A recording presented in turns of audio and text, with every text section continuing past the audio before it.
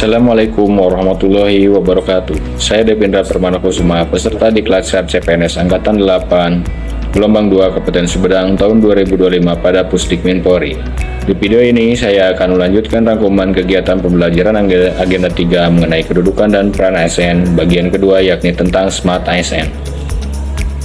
Smart ASN dapat dimaknai sebagai seorang aparatur sipil negara atau ASN dengan kompetensi digital dan berintegritas tinggi, atau sistem manajemen ASN berbasis digital yang berintegrasi untuk menyederhanakan layanan kepegawaian. Menjadi seorang aparatur sipil negara, tentunya kita harus bisa menyeimbangkan kompetensi diri kita sesuai dengan perkembangan zaman. Zaman semakin maju ditandai dengan kecepatan dan kemajuan teknologi. Sebagai ASN yang smart, tentunya kita harus pandai dan bijak dalam menggunakan teknologi. Ada beberapa langkah yang dapat kita lakukan untuk menuju Smart ASN. 1. Yang pertama adalah literasi digital. Literasi digital merupakan pengetahuan seseorang dalam menggunakan perangkat teknologi. Kemampuan ini mencakup pemahaman tentang cara menggunakan perangkat, menilai informasi yang diterima, berinteraksi secara daring, melindungi data diri, dan memahami etika digital, serta mampu bermedia digital dengan penuh tanggung jawab. Berikut ini merupakan kerangka kerja literasi digital untuk kurikulum yang terdiri atas 1. Digital skill, 2. Digital kultur, 3. Digital etik, 4. Digital safety.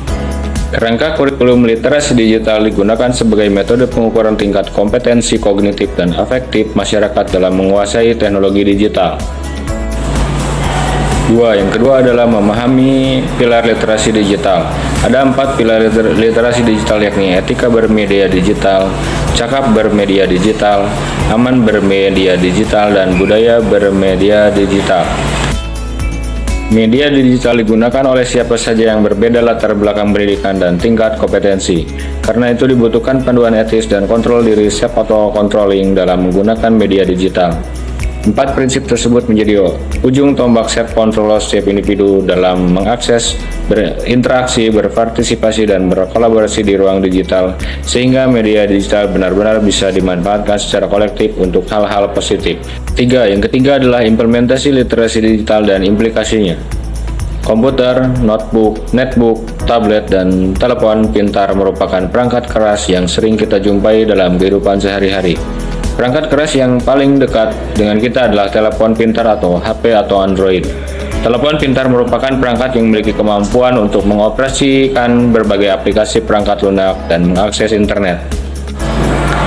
Banyak kemudahan dan manfaat yang kita dapat rasakan dengan menggunakan telepon pintar, mulai dari kemudahan berkomunikasi, kemudahan mencari dan menerima informasi, kemudahan dalam bekerja, hingga bermedia sosial yang dapat membantu kita untuk memperluas relasi dan bersosialisasi secara daring. Namun di sisi lain juga banyak dampak negatif yang dapat timbul, seperti penyebaran berita palsu atau hoax, ujaran kebencian atau hate speech, catfish atau penipuan, cyberbullying, sehingga cybercrime. Oleh karena itu, sebagai ASN yang smart, kita harus memahami dan melindungi data diri kita, serta berhati-hati dalam bermedia sosial. Selalu terapkan 4 prinsip etika bermedia sosial dan 8 prinsip praktek digital. Demikian resume kegiatan pembelajaran mengenai materi Smart ASN yang dapat saya sampaikan. Terima kasih atas perhatiannya. Wassalamualaikum warahmatullahi wabarakatuh.